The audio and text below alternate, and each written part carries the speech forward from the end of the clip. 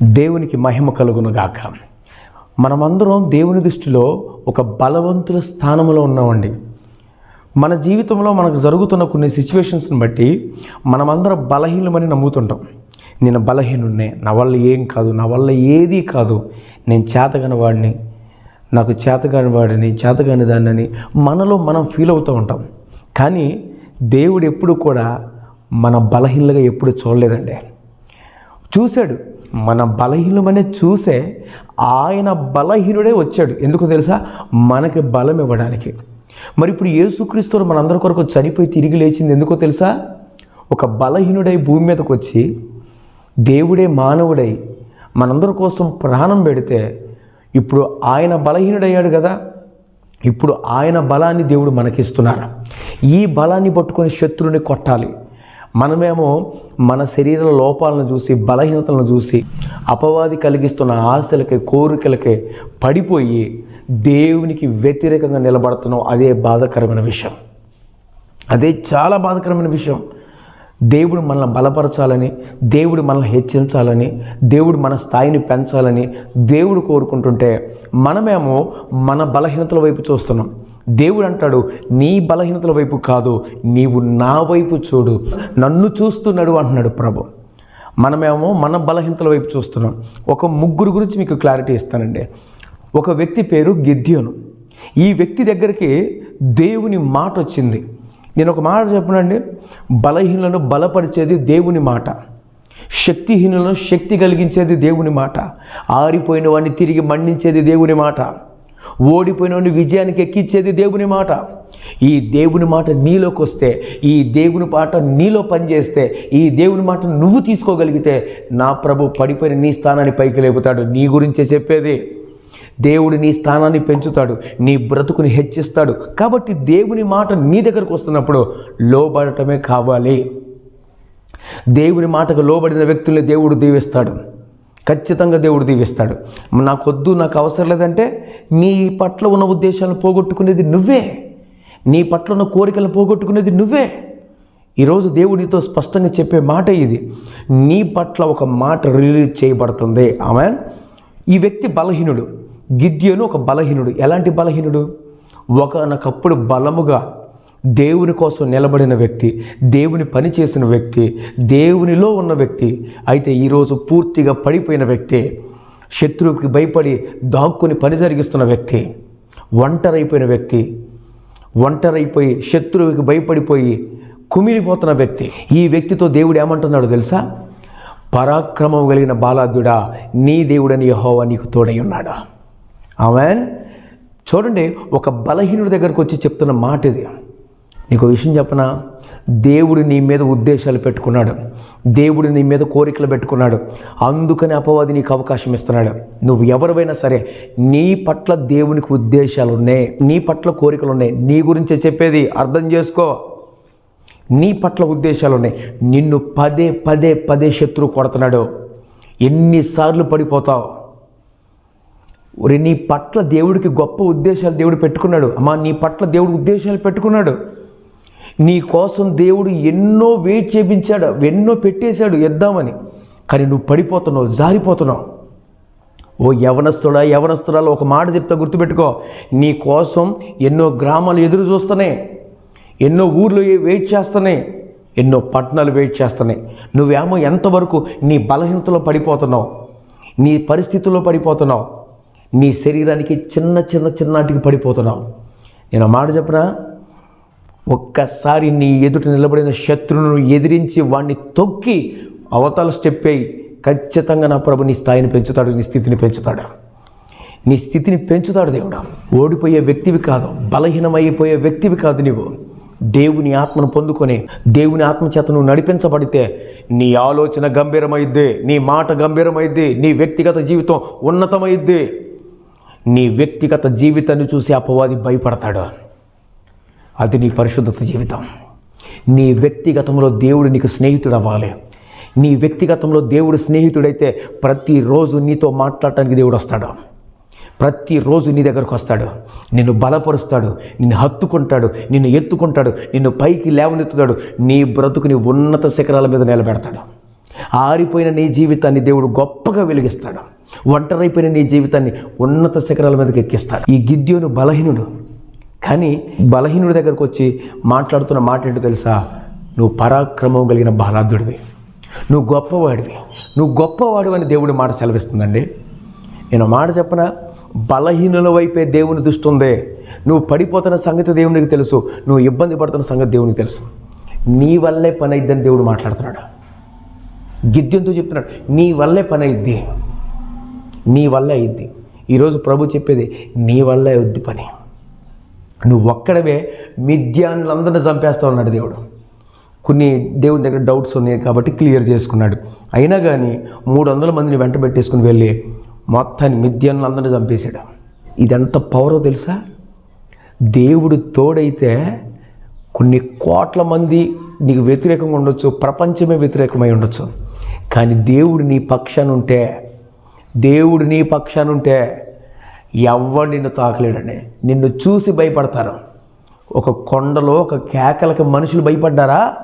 లేదు, దేవుడు వారితో ఉన్నాడు కాబట్టి భయపడ్డారా?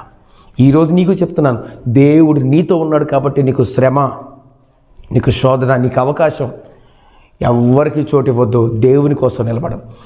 అప్పటి వరకు ఈ వ్యక్తి బలహీనుడే, కానీ దేవుడు మాట బలపరిచిన తర్వాత ఇప్పుడు సైన్యాన్ని జయించిన బలవంతుడో ఒక నమ్మకమైన నాయకుడు అయ్యాడు ఇప్పుడు. హల్లెలూయా! అది ఆయన స్థాయి. బలహీనుల వైపు దేవుని మాట బయలుదేరుతూ ఉంది. ఈరోజు అదే మాట నీ దగ్గరకు వస్తుంది. మరొక వ్యక్తి కూడా బలహీనుడే. ఎలాంటి బలహీనుడు తెలుసా? ఆ ప్రాంతమంతా ఇతని వల్ల బలహీనమైపోతుంది. అయ్యింది కూడా. ఎందుకనంటే గెరాసీను ప్రాంతం అనేది, అక్కడ పందులు మేపుతున్నారట. గెరాసీన్లు ఎవరయ్యా అంటే, గెరాసీను ప్రాంతం ఉంది కదా, ఆ ప్రాంతవాసులందరూ ఎవరయ్యా అంటే గాదు కుమారులు, గాదు గోత్రికులకు సంబంధించిన వ్యక్తులు. అంటే ఈ గాదు ఎవరు? యాకోబు కుమారుడు. అంటే వీళ్ళు గొర్రెలు మేపేవాళ్ళు కదా, మరి పందులు ఎందుకు మేపుతున్నారంటే డబ్బు పిచ్చి పట్టింది, అందుకనే పందులు మేపుతున్నారు. పంది అంటే అపవిత్రమైంది. వీళ్ళ స్థాయి ఎంత దిగజారిపోయిందో చూడండి. అందులో వీడు ఒకడు మెయిన్ అనుకుంటా. అందుకనే వీడికి ఎక్కువ దురాత్మలు పట్టినాయి. ఈ దురాత్మలు పట్టిన తర్వాత వాడే హింసించుకుంటున్నాడు, ఇబ్బంది పడుతున్నాడు, వాడే నష్టం చేసుకుంటున్నాడు. ఈరోజు చాలామంది కూడా దురాత్మ చేత నడిపించబడుతూ వాళ్ళని హింసించుకుంటున్నారు. చేతి మీద పేర్లు రాసుకోవటం, లేకపోతే తిట్టుకోవడం, వాడిని శపించుకోవడం, నా బ్రతుకింతే, నా జీవితం చచ్చిపోయినా బాగుండు. ఇదంతా ఏంటంటే దురాత్మ నడిపింపు. చావు వైపు నడిపిస్తున్నాడు దురాత్మ. ఒరే, నువ్వు బలహీనుడు కాదురా నాయన, నీ పట్ల దేవుడు ప్రాణం పెట్టి రక్తం గచ్చి చనిపోయి తిరిగి లేస్తే సిగ్గుండాల పదే దురాత్మకు చోటు ఇవ్వటానికి. నిన్ను దేవుడు భూమి మీదకు పంపించిన విషయం ఏంటో తెలుసా? దేవుని కోసం బ్రతకడానికి, దేవుని కోసం జీవించడానికి. ఆఫ్టర్ ఆల్ చిన్నదాన్ని వదులుకోలేకపోతున్నాం, చిన్నదాన్ని వదిలిపెట్టుకోలేక ప్రతి దానికి జారిపోతున్నాం. వీడి పట్ల దేవుడు ఎన్ని ఉద్దేశాలు పెట్టుకున్నాడు తెలుసా? ఈ గెరాసీను ప్రాంతంలో సేనా దెయ్యం బట్టి ఇంచుమించు 2000 నుండి 6000 దెయ్యాల చేత నడిపించబడటానికి వాడి మెయిన్ రీజన్ ఏంటో తెలుసా? వాడి పట్ల దేవుడు గొప్ప ఉద్దేశాలు పెట్టుకున్నాడు. ఎన్నో గొప్ప ఉద్దేశాలు పెట్టుకుంటే ఈ పనికి మనోడు చేసిన పని ఏంటంటే పాపానికి ఎక్కువ చోటు ఇచ్చాడండి. అందుకే అన్ని దురాత్మలు వాడికి పట్టినాయి. చాలా బాధాకరమైన విషయం. వాడి పట్ల ఎలాంటి ఉద్దేశాలు ఉన్నాయో కూడా మీకు చెప్తాను. వాడి దగ్గరకు వచ్చి ప్రభు దెయ్యాలన్నిటి నుంచి విడిపించి వాడిని స్వస్థపరిచి వాడికి మంచి వస్త్రాలు వేసిన తర్వాత ఆ ఊరలందరూ యేసుక్రీస్తు వారిని వెళ్ళిపో అని చెప్తే వాడు వచ్చి అన్నాడు, నువ్వు నన్ను వదిలేసి వెళ్ళొద్దయ్యా అని అన్నాడు. అయితే ప్రభు అన్నాడు, నువ్వు వెళ్ళి నీ తల్లిదండ్రుల దగ్గరికి వెళ్ళు అన్నాడు. వాడు వెళ్ళాట ఆ పట్టణమంతా లేక ఆ దేశమంతా వాడికి జరిగిన మేలుని, ఆశ్చర్యకార్యాన్ని సువార్తలాగా ప్రకటించాడట. వాడు వెళ్ళి అందరికీ సువార్త ప్రకటించాడు. వాడి జీవితంలో జరిగిన మేలుని అందరికీ తెలియజేశాడు. అయితే నేను చెప్పే మాట ఏంటంటే, వాడి జీవితంలో ఇలాంటి మేలు జరిగిద్ది, ఇలాంటి ఆశ్చర్యకార్యం జరిగిద్దని ఓకే జరిగింది చెప్పాడు. అంతమందికి ప్రభావితం చేయగలిగాడుగా, ఊరందరికీ చెప్పగలిగాడుగా. ఇది ఎప్పుడో జరగాలి, ఇది ఎప్పుడో చెయ్యాలి, ఈ అద్భుతం ఎప్పుడో జరగాలి. వాడి పట్ల ఆ ఊరంతా ఉందండి వాళ్ళు. వాడి ద్వారా ఆ ఊరు మారాలి, ఆ పట్టణం మారాలి, ఆ దేశం మారాలి. కానీ అనవసరమైన చోటు ఇచ్చేసి వాడు బలహీనుడైపోయాడు. నీతోనే చెప్పేది, నువ్వు బలహీనురాలు కాదు, దెయ్యం నిన్ను అనవసరమైన వాటి వైపు తిప్పుతుంది, అనవసరమైన వ్యక్తుల వైపు నడిపిస్తున్నాడు. అనవసరమైన వ్యక్తులు నీ జీవితంలోకి వస్తున్నారు. దేవుడికి దూరం చేసేది ఎవరైనా సరే నువ్వు దూరం చేసుకోవాలి. వాళ్ళతో తక్కువ మాట్లాడాలి, అసలు వదిలేసుకోవటం ఇంకా మంచిది. దేవుడితో సహవాసాన్ని, దేవుడికి దూరం చేసేది ఏదైనా సరే అది దేవుని చిత్తం కాదు. దేవునికి దూరం చేసేది ఏదైనా సరే అది దేవుని చిత్తం ఎంత మాత్రం కానే కాదు. కాబట్టి అది వస్తువా, అది మనిషి, అది స్త్రీయా, పురుషుడా, అది సొంతోడా, బయటోడా, పెళ్ళిగా, దేనికైనా సరే వదిలిపెడితే మంచిది, చాలా మంచిది. దేవుడు సహాయం చేస్తాడు. కాబట్టి చెప్పేది, నువ్వు బలహీనుడు కాదు, బలహీనురాలు కాదు. మరొక వ్యక్తి సమరయ స్త్రీ. దేవుని వాక్యం ఎంత తెలుసో తెలిసి ఆవిడకి ప్రభుతో అంటారు. ఆవిడ అంటది, అయ్యా ఒక ఆరాధన వస్తుంది కదా, ఒక ఆరాధన ఎప్పుడు వస్తుంది, అది వచ్చే ఉందమ్మా. మరి ఈ విషయాలన్నీ మాకు మెసేజ్ తెలుస్తానన్నాడు, తెలియజేస్తానన్నాడు కదా. అవును, నీతో మాట్లాడుతున్నా నేనే.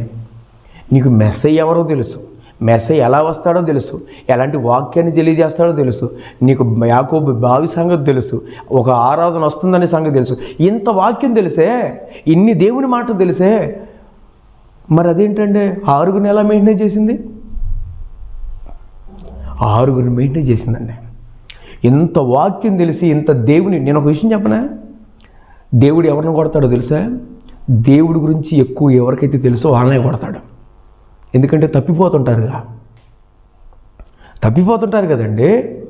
దేవుడి గురించి ఎంత తెలుసు అంటే అవ్వ ఆదాముకి ఎంత తెలుసు, దేవుడి ప్రేమ ఏంటి, దేవుడి విలువ ఏంటి, దేవుడు వాళ్ళతో ఉన్న స్వేచ్ఛ వాళ్ళు ఎలాంటిది, ఎంత ప్రేమించాడు, ఒడిలో కూర్చోబెట్టుకున్నాడు, ప్రతిరోజు ఆయనతో మాట్లాడకుండా ఉండలేడు దేవుడు. అలాంటి అంత ప్రేమ తెలిసిన అవ్వ ఆదాము ఎలా దేవునికి దూరం అయిపోయారండి. కాబట్టి శిక్ష నేటికి ఉంది. అప్పుడెప్పుడో చేసిన పాపం నేటికి శిక్షగానే ఉంది కదా. రేపు రాకడలో ఈ శరీరం పోద్ది, అప్పుడు మహిమదేహంతో నింపబడతాం పూర్తిగా. చూడండి, ఒక్క నీ అవిధేయత ఎంత నష్టాన్ని తెచ్చిందో. ఈరోజు నేను అదే అని చెప్తున్నాను. ఇంత వాక్యం తెలిసిన సమరయ స్త్రీ దేవునికి వ్యతిరేకంగా ఉంది. పాపం చేత పట్టబడి ఆ యొక్క పాప సంబంధమైన వ్యక్తులతో అనేకమైన అవసరతల కొరకు అనేకమైన సంబంధాలు పెట్టుకుని పాడైపోతాం. అంటే ఇక్కడ గమనించాల్సిన విషయం ఏంటంటే, నీకు దేవుడి గురించి తెలుసు, దేవుని విలువేంటో తెలుసు, దేవుని శక్తి ఏంటో తెలుసు, దేవుని బలం ఏంటో తెలుసు, దేవుడు ఏంటో నీకు తెలుసు. బుద్ధుండక్కర్లా అనవసరమైన అడ్డగోలు పనులు చేసేటప్పుడు మైండ్ ఎక్కడ పెట్టుకుంటున్నావు మనం? అసలు మన ఆత్మీయ జీవితం ఏంటి? నువ్వు బలహీనుడు ఎంత మాత్రం కాదు. ఆ వ్యక్తి దగ్గరకు వచ్చి దేవుడి ఎందుకు మాట్లాడుతుంది తెలుసా? సమరయ స్త్రీ, నీ బ్రతుకు మార్చుకో. ఆవిడ పేరేంటో తెలుసా? పొటీనా. సమరయ స్త్రీ పేరు పొటీనా. ఈ అమ్మాయిని ఆ పాప నుంచి బయటికి తీసుకురావడానికి కారణం ఏంటో తెలుసా?